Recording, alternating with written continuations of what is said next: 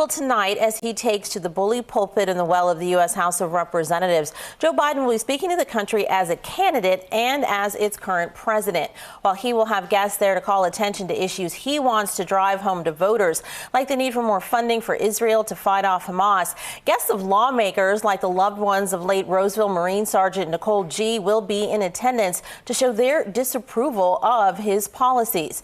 Gee's mother-in-law, Christy Shamblin, was invited to attend the speech by House Foreign Affairs Committee Chairman Mike McCaul, as both push for more transparency in the release of action review reports about the collapse of Afghanistan and the blast at the Kabul airport that killed Gee and 12 other service members.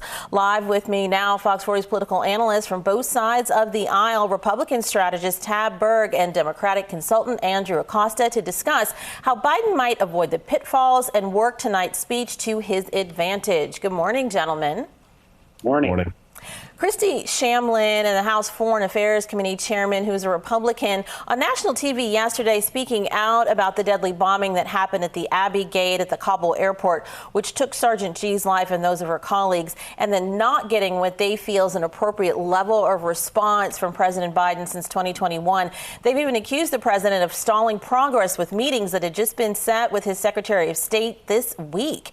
McCall's committee considering holding Secretary Blinken in contempt.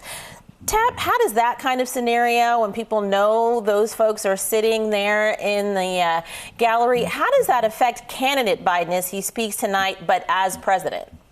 Well, he has an enormous challenge before him, but I think more than in any other State of the Union in recent times, his performance is probably more important than any of the substance.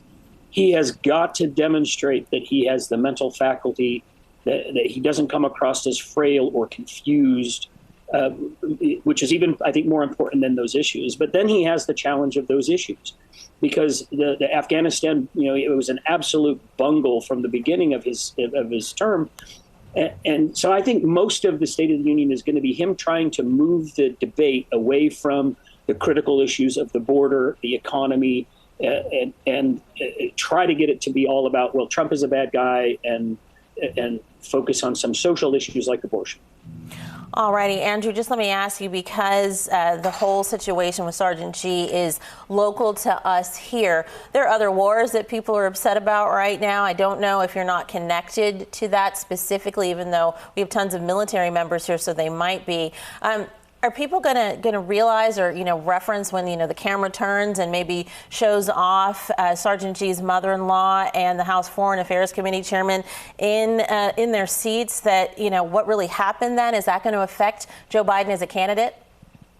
I don't think so. I mean, I think what you're going to see is, Gaza is probably in Ukraine are going to be the two big foreign policy issues that are front and center. So, and I saw that the president's they're already announcing he's trying to put together an aid package for Gaza that includes, putting together some sort of dock and humanitarian relief.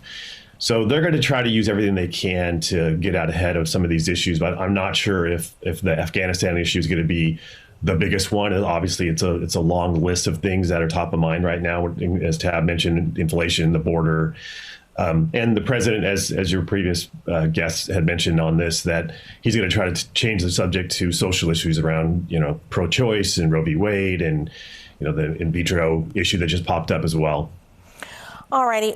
Yesterday, after many weeks of promising to stay in until the end, Republican and former UN Ambassador Nikki Haley suspended her presidential campaign, in essence cementing the general election rematch between former President Trump and President Biden. Now, obviously, her supporters were choosing her because they were not choosing Trump. Andrew, is there anything Biden could talk about tonight that might sway some of her folks to his side?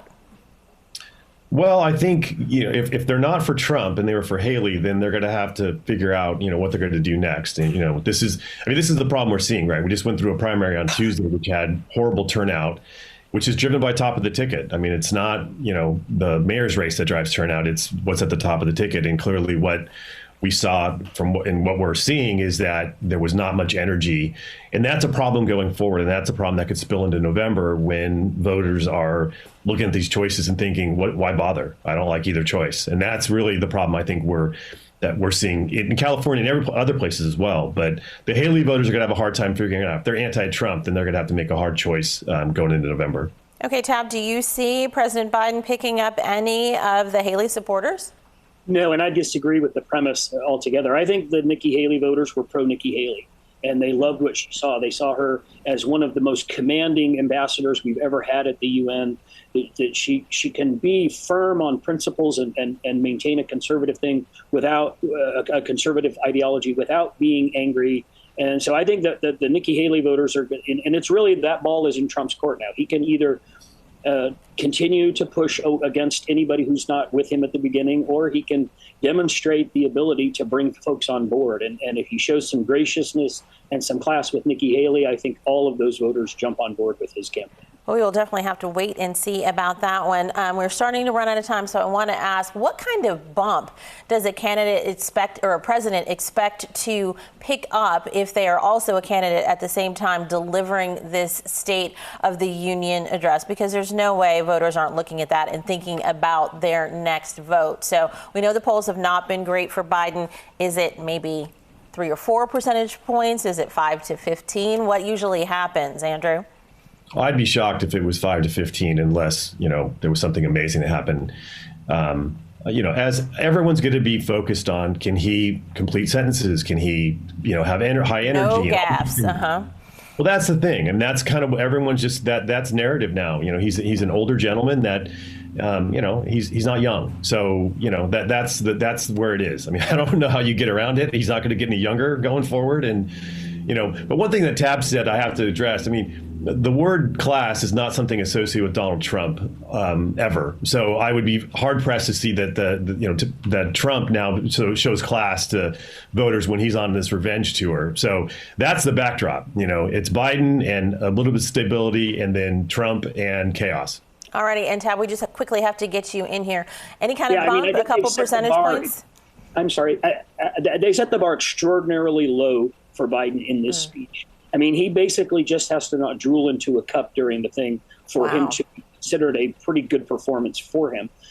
Unfortunately, that means that a lot of people are going to kind of be morbidly watching this just to make sure, is this guy capable? And that's a pretty low bar. Is he capable of even doing this job? Not do I agree with him or has he been effective? Does he have the capacity, the mental capacity to even be president? So I think that the bar is very, very high or the stakes are very, very high for him, but the bar is very, very low. All right, gentlemen, we're going to have to put a pin in it there. We just want to remind our viewers that Trump and Biden are only 4 years apart while everybody is talking about the health and age issues. Gentlemen, we appreciate you. Thank you. Thank you. Coming up.